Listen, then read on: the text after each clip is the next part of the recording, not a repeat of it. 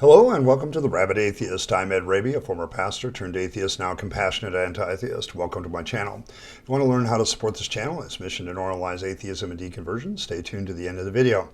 Today I'm reacting to a video called How Reality Reveals God's Existence by your Christian Encourager. But the thumbnail of the video has the words, "Think Again, Atheists."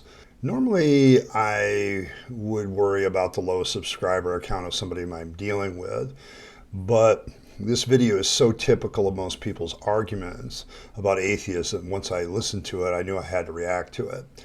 In reacting to this video, I'm reacting to a lot of young, new apologists that take this tactic. But let's get your young Christian encourager, aka Travis Smith, introduce us to things. Believe it or not, it actually takes more faith to be an atheist than it does to believe in God. Let me explain. I have never understood how this is a good argument because it seems to me that it contradicts the Bible when it talks about faith. I mean, Hebrews 11:1 says that faith acts in both the role of being something that leads to assurance that something is true, and it also acts as the evidence that whatever believed is true. This definition seems to indicate it is something that can be possessed or not. There is no biblical idea that faith is something everyone has, but is somehow different for different things. Rather, it's something you have or don't have. You either have faith that the gospel is true, God exists, etc., or not, according to the biblical definition. The other part that bothers me about this statement is that it contradicts the idea that more faith is better. And that's a thing that Jesus himself promotes. That he says, increase your faith, ye of little faith, if you have a little bit of faith, you can do this. And so he speaks very much of it quantitatively, and that the idea behind faith in the Bible is that more is better. So if I have more faith as an atheist, wouldn't that make me better in my faith and I would have more grounding in my faith? It kind of indicates that faith is a bad thing too. That, now if you have too much faith in the wrong thing, it's a bad thing.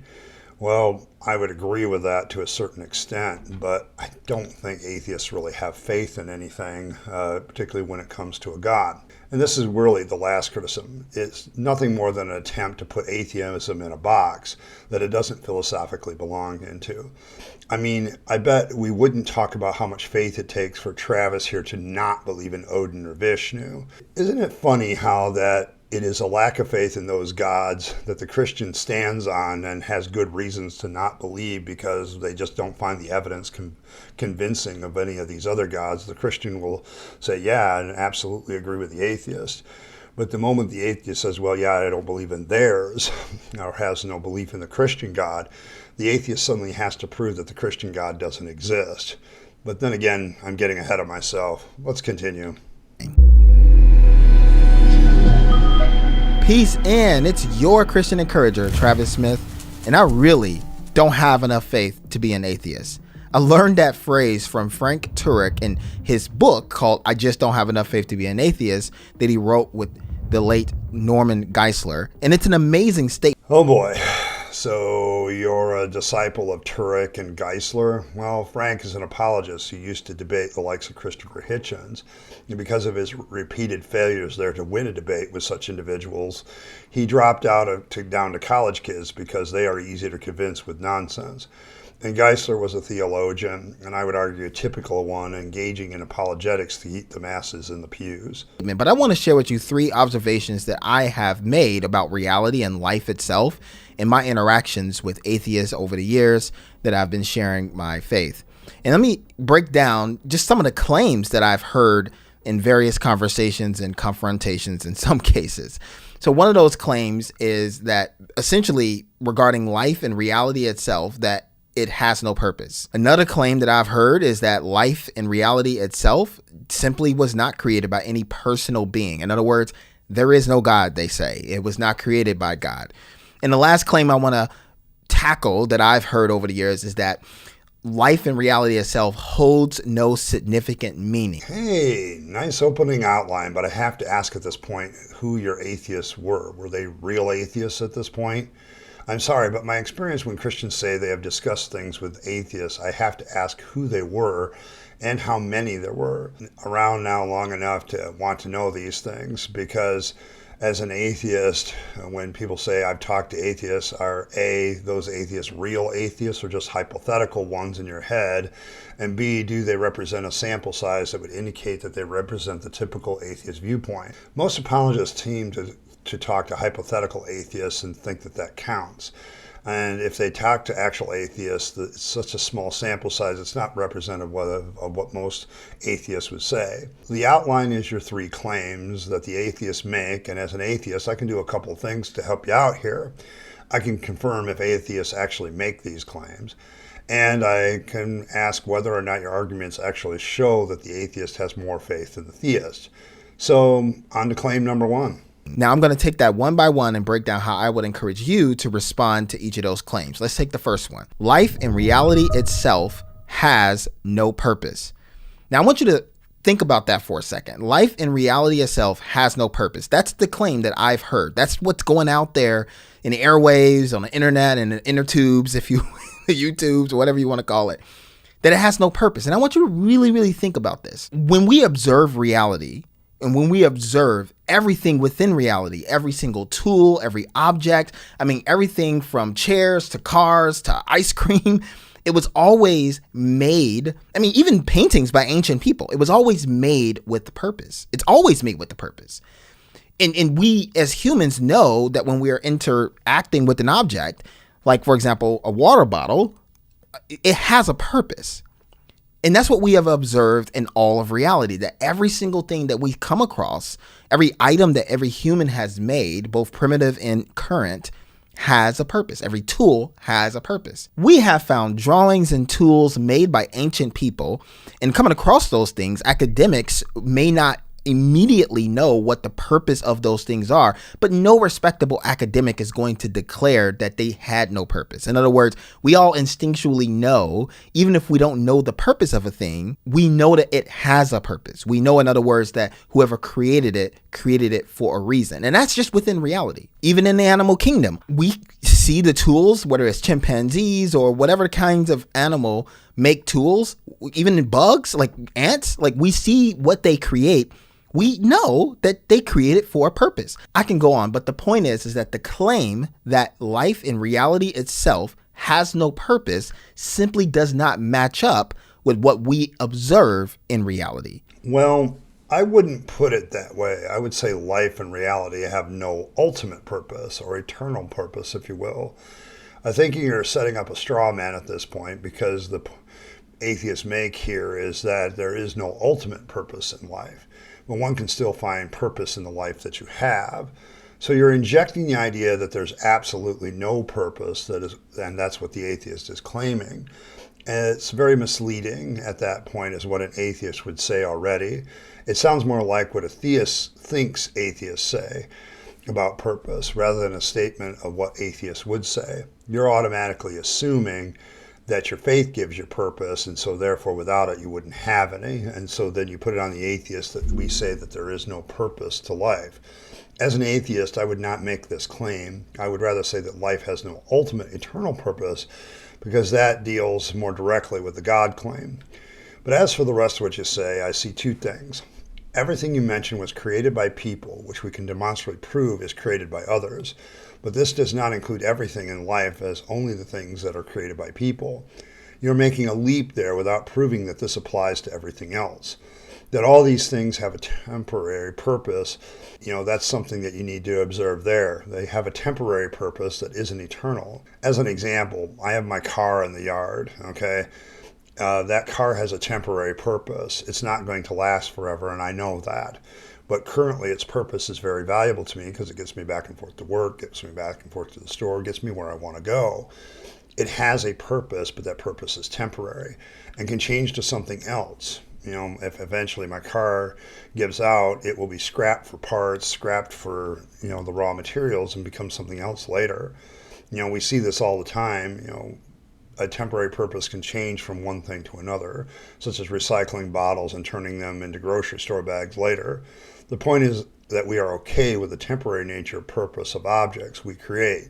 But the big thing is that you're laying out the first idea of the watchmaker argument, that we can tell the watch is designed because we can see the elements of designs compared to the field that it is laying in. In other words, we know the watch is designed because we contrast it with something that is not designed. It's funny how the watchmaker argument makes two claims about the natural world that are contradictory. First, that it is undesigned in comparison to the watch, but later by magic it suddenly becomes designed. Two contradictory premises. Oh, there I go getting ahead of myself again. Let's get to claim 2 that atheists supposedly make. Now I want to move on to the next claim, which is that life and reality itself was not created by any personal being. Okay, this time what you said and what you put on screen are two very different things. On screen you put up the claim that life has no creator, but when you said it out loud, you said life was not created by a personal being. Those are two very different claims. A creator of something can be impersonal, as demonstrated in nature. Pebbles fall off mountainsides and create avalanches without agency. The pebble just drops and slowly the avalanche is created. In a much broader sense, then you could say that certain things are caused by impersonal means, and that is also demonstrated in the world around us. In fact, that which is designed has a personal creator, and that which is not designed does not. Could be a good definition of what we mean that something is designed or not. But you injected a change in the claim with the idea of a personal creator when you said it, which is the question of whether or not the universe itself has a personal creator or not. That is the question. In other words, it was not created by God, they say. That somehow the universe and creation and existence and reality itself created itself out of nothing, or it was created out of nothing. Once again, I have to say I do not believe the universe came from nothing. This is something apologists say atheists believe, and it's based on a title of a book by Krauss, A Universe from Nothing, where apologists never seem to get past the title of the book and actually read it. If they did, they would get to Krauss's ultimate conclusion that nothing isn't really nothing. Okay, so he doesn't even believe that things come from nothing. So no, I don't believe that the universe came out of nothing. And I really wish apologists would quit lying about this, because I don't know very many atheists that do believe that the universe came out of nothing, okay, but they continue to say it. That actually belongs to you people who believe in God, especially the Christian God, if you believe in the God of the Bible, that God said something and out of that nothing through magic it poofed into existence. That's you, not me. I think instinctively theists know how nonsensical this idea of magic is, and so they try to create what the atheists actually say might have happened and pin it onto them because they know that then that looks like nonsense. But the truth is the theist is the one who believes, if you believe, God said, let there be light, and there was light, that's you believing something came out of nothing through magic, not me. Now, I want you to really let that sink in. On the heels of our previous claim, I want you to think about this. Whether well-educated or uneducated, rich or poor, old or young, male or female, no one, and I repeat, no one has ever observed anything be created out of nothing. Every single thing that you have observed be created, you have observed someone, a personal being, in other words, create that thing. So everything within reality has some personal entity creating it. If it comes into existence, some personal entity has to have created it. That's what we have observed in our reality. But yet reality itself doesn't need a personal creator. Make that make sense. It doesn't make sense. No, the real problem is that every example you give is a human creation, and then you're asking your audience to make an intuitive jump without justification to the idea that nature is designed. But that kills your first premise, that human creations can be seen to be designed when you compare it to the undesigned nature. But now you want nature to be designed as well. It's what makes the watchmaker argument fallacious, and thus useless, because it makes two contradictory statements about the natural world. I would point out once again that a lot of things are also created without personal agency. Weather is a prime example of this, with storms, hurricanes, tornadoes being created by impersonal forces. Tides are created by gravitational forces, no personal agency required. The world is also full of things created by natural forces without personhood or personality to them. You seem to want to point to human agency and then assume everything is done by it. And when you look at nature, there are a lot of things that are created without human agency. That's why the claim just really eats itself up. You see, science is not reality. I'm going to say that again because a lot of people mix this up. Science is not reality. Science is the study of reality. Science is the observation of reality, right? In other words, we don't know everything in our limited capacity as humans. At one point in time, it was considered a scientific fact that the universe had just over 1,000 stars, that there were over 1,000 stars in the sky. Because when they counted, that's how many stars that they counted. At some point, that was scientific fact. And I can go on, but you clearly understand there are tons of different examples of things that used to be considered scientific fact until we have observed more and have learned more and connected more dots, come to realize that, oh no, we were wrong about that one. That happens on a regular basis, which reveals further my point that science is not reality itself. Science is merely the study or the observation of reality. And what we observe in reality is that if something exists, there has to have been a personal being that created that thing. Everything I see, including this microphone, was created by someone, a personal being. So that claim simply does not match what we have observed in reality. In that way, yes, it takes more faith to believe it than it does to believe that God created everything. You're right. Science is the study of reality, but it also makes it part of the reality. Some scientists, when they study reality, cause the need for agency of God to disappear all the time. Yes, science changes how we perceive reality, but not necessarily that it was wrong before. Honestly, I don't think science concluded that there were only a few thousand stars. That was a human starting base observation. I think science challenged that notion and found ways to see more stars and came up with better answers to the idea of how many stars there were. I mean, it's not a wrong statement to say there are at least 1,000 stars. What science has done through experimentation, observation, and analysis, and creating better tools has gotten us closer to the actual number. Science usually does that, adding to human knowledge so that our answers are more correct than they used to be. Not that the answers it gave before were not correct, but now they give better ones with the more we use the tool of science. That cannot be said of religion or faith. But once again, you seem to have the lack of observation powers that some things are created without personal agency. They're all around you, but you fail to see them. Trees fall in the woods all the time without a lumberjack to cut them down. It's this continued failure to observe this that it seems to me requires spiritual blinders so that you don't see those facts.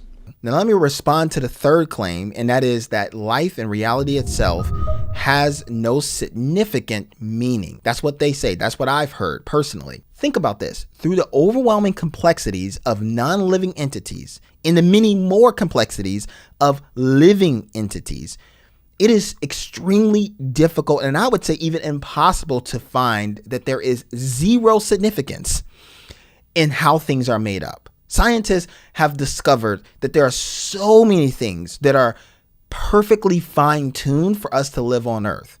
Famously, it's like, hey, if we were just a centimeter or whatever the distance is closer to the sun, we would burn up. If we were just a small distance away from the sun, we would freeze. Think about how complex it is for us to even be living on this earth. It's really hard to say that it's not significant. I mean, quite literally, it's significant. We haven't found like actual life anywhere beyond our earth in the way that we found life on earth.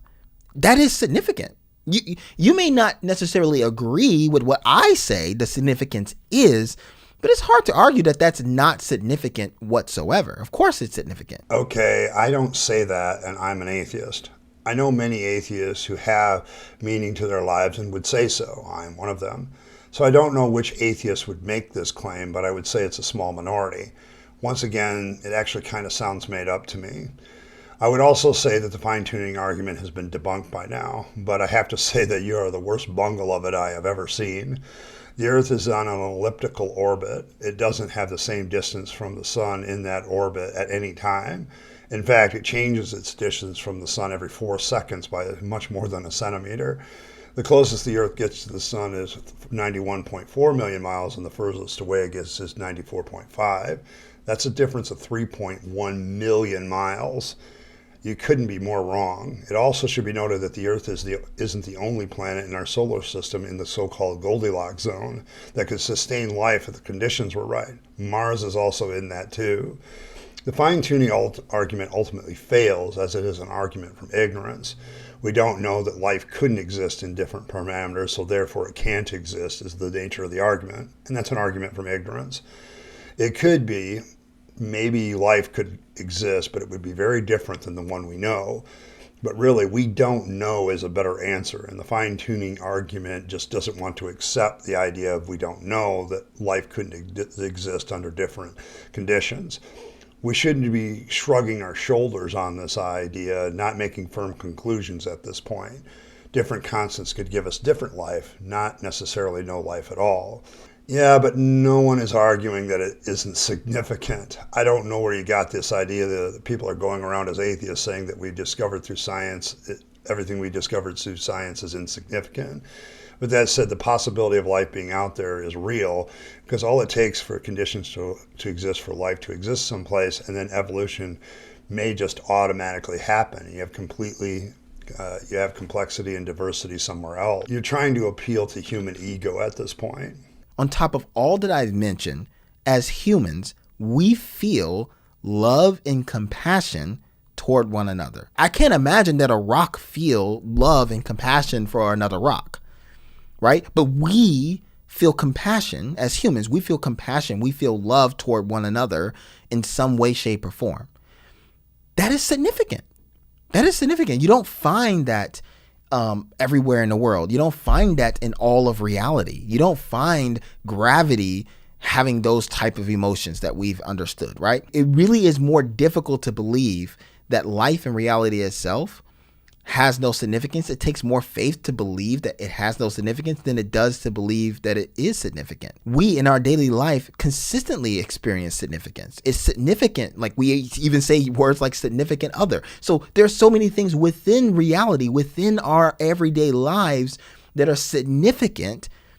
So of course it makes sense to say that all of reality and life itself quite literally is significant. And it does have meaning. Yeah, good thing I don't believe that. And you're right, where that significance comes from is different in our two views. We both can agree that my life and yours can have significance. As an atheist, I don't make the claim that it doesn't.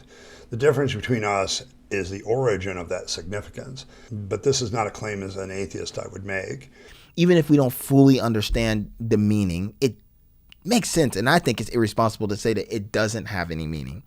How so? I don't think nihilism is irresponsible. It's just an honest looking at life and saying that it has no ultimate meaning or purpose in the end. But it's not saying that temporal meaning and purpose cannot be created by the person. That's where I think you are misrepresenting the claims of the atheist in this video. By leaving a few words out, you change the claims that you say atheists are making into something that they don't actually say. You're creating atheists as absolute nihilists, and this is simply not the case. I mean, you're making three claims. I would probably write them a little bit different.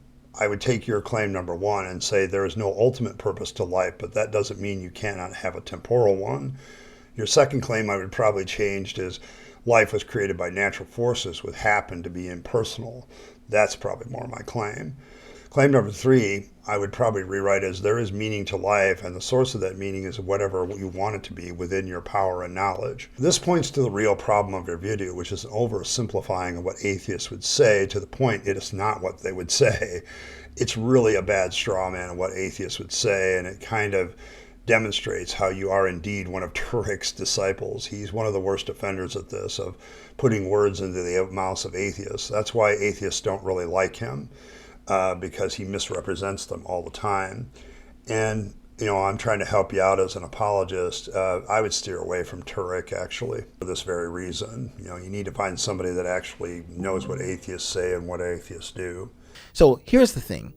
If we were to base our beliefs on what we have observed in reality, our experience in reality, we can conclude that there is a God. We can conclude that God created life and created it with a purpose, on purpose. We can conclude that it has significance and it has meaning. No, the argument you have presented, if I grant all that you said, does not get us to God. It gets us to a designer and a creator at best. And as Christopher Hitchens said, you still have all your work ahead of you. You have only proven that the world might be designed or created. You haven't proven a specific thing about the creator or designer. I mean, at that point, I could ask is why do you conclude that there's a single creator and not a committee like polytheism proposes? There are still a lot of things to do to prove your creator specifically, the one that you believe in, is correct. One of the biggest problems is we have many creator gods proposed and many origin stories by those gods proposed. I mean, there are roughly 4,000 gods and 15,000 religions based on them, although I'm not really sure about that second number. And many, many other spiritual ideas probably go into the creation of those religions as well. That gives us a list of a lot of options, and you haven't proven your space on the roulette wheel is the one to bet on as it is guaranteed. You've just given me one option among many. And notice how I arrived to that conclusion without even opening up a verse in the Bible. Of course, I can certainly argue this from scripture, but my point is to say that you don't even have to know how to read in order to digest what I just shared here today. So you can be confident in this, that life and reality itself does have a purpose.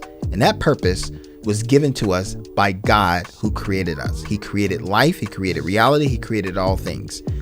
And when he created it with meaning, with significance. And you have significance. You have a purpose. And God loves you and values you. And there's nothing anybody can do about that.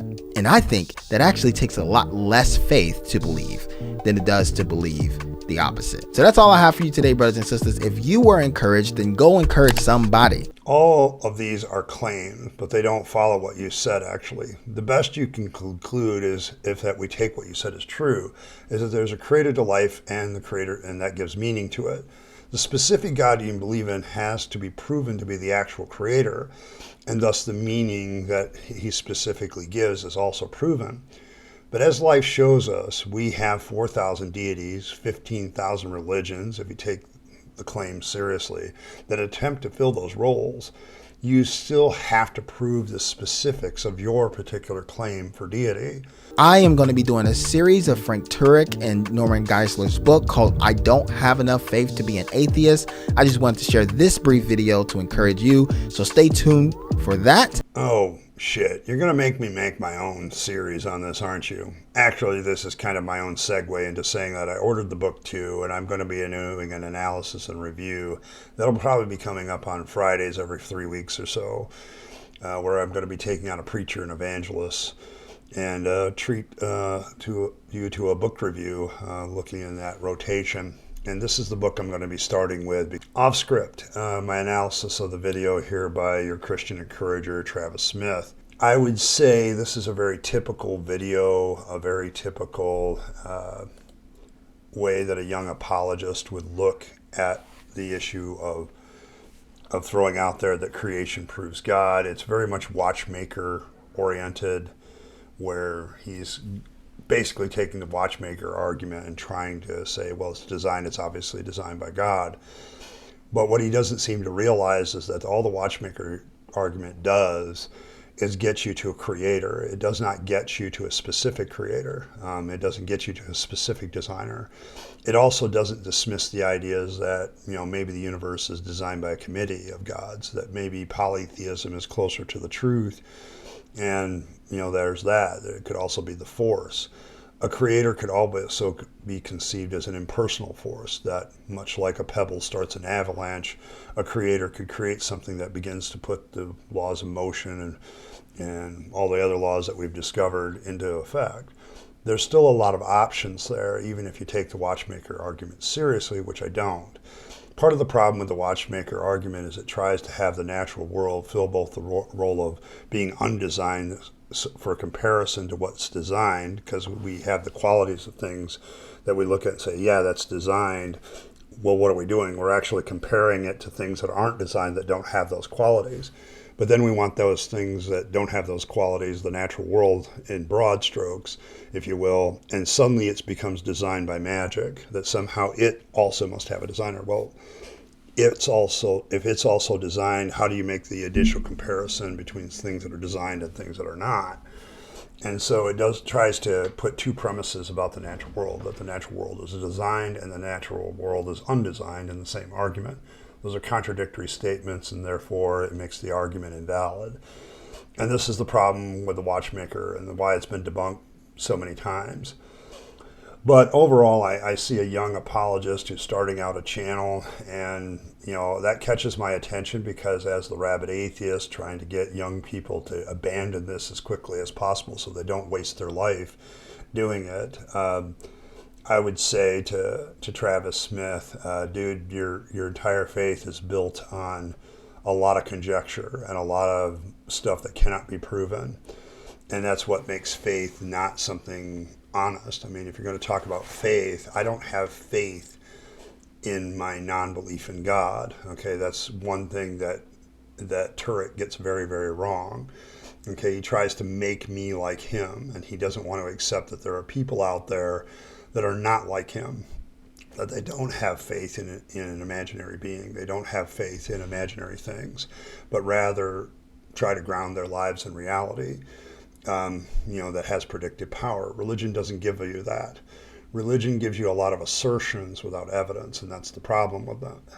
And so that's kind of where I'm left with this guy as he kind of goes through that whole idea of faith. I don't have enough faith to be an atheist.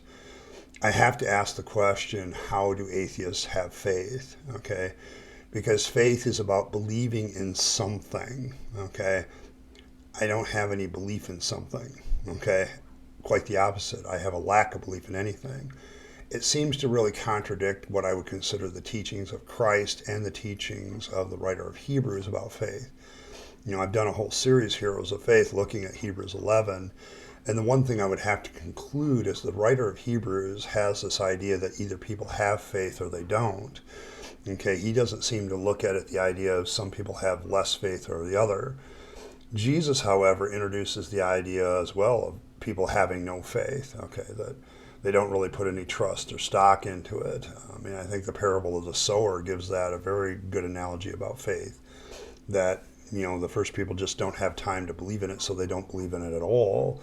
The second group of people, believe in it, but, they just don't have any firm root in themselves. On and on the parable of the sower goes. But the first example of the seed of whatever it is just being plucked away is a person that has no faith in what the message is. And so I'm not really sure that Turek, when he wrote his title, was really thinking about the biblical thing of what faith is, because I don't think he's using a definition of faith that most Christian theologians would use. And the fact that Geisler gets on board with that is kind of indicative of what kind of theologian he was. I think the title, I don't have enough faith to be an atheist, is an attention grabber, but it doesn't describe reality of what an atheist is or what they believe or don't believe. And it's very possible. I mean, Travis, if you're listening to this, you don't have any faith in 3,999 other gods. Why is that okay for you to not have that faith? And it's justified by the fact that you don't think that any of those gods provide evidence for their existence. But I come along and say, well, I dismiss your God for the same reasons I dismiss those, for the same reasons you dismiss the 3,999. And somehow I've got to prove that I got to prove that your God doesn't exist. No. These are two very different questions, and the apologist still has to prove their point. But the atheist simply says, I don't see your evidence for your God, and until you give me evidence, I think I can go about my merry way not believing in them. What a person believes in or doesn't is very much out of their control. They're either going to be convinced of it or not, okay? And this is the problem. This is why, the way you did your video here, you're misrepresenting atheists, okay? And I don't know, you say you've talked to them. I want to know who, okay? And I want to know how many, because I don't think it's a good sample size if you have talked to atheists. And what atheists are you talking to? If you're talking to internet troll atheists, I'm not really sure that that's a good source. But, well, that's my kind of final thoughts on this video. I'm sure to leave your stuff in the comments. I appreciate everybody coming by, and like, share the video, continue to promote this channel. I'm continuing to try to grow, so every like, share, and subscribe is greatly, greatly appreciated. Thank you very much. I want to give a shout out to all my members. Thank you very much for your continued support of this channel. I think some of you are very awesome to my citizens, to my Tribunes, to my Rabyd citizens. You guys are awesome. Thank you very much. And that is one of the best ways to support this channel, is become a member of the channel. A lot of people have gifted memberships here. Thank you very much for that. But I really appreciate the person that takes the time and says, I want to become a member of this channel and support it. And so welcome to citizenship in the Rabyd Nation. But, you know, super chat, super thanks, direct, you know, I have a PayPal link in the description. So, you know, if you want to support me and my work that way, I appreciate that as well. And as always, you know, live your best life. You only get one go around and then it's over. So you want to make sure that you fulfill your own purpose, that you give for yourself, taking all your time, money, and opportunities to build up yourself, build up the people you love and care for, and to make this a better world. Find your own purpose and meaning instead of accepting the meaning that religion and its trappings give you, which are a dead end. You'll be happier if you do. And as always, thanks for stopping by, and I'll catch you next time.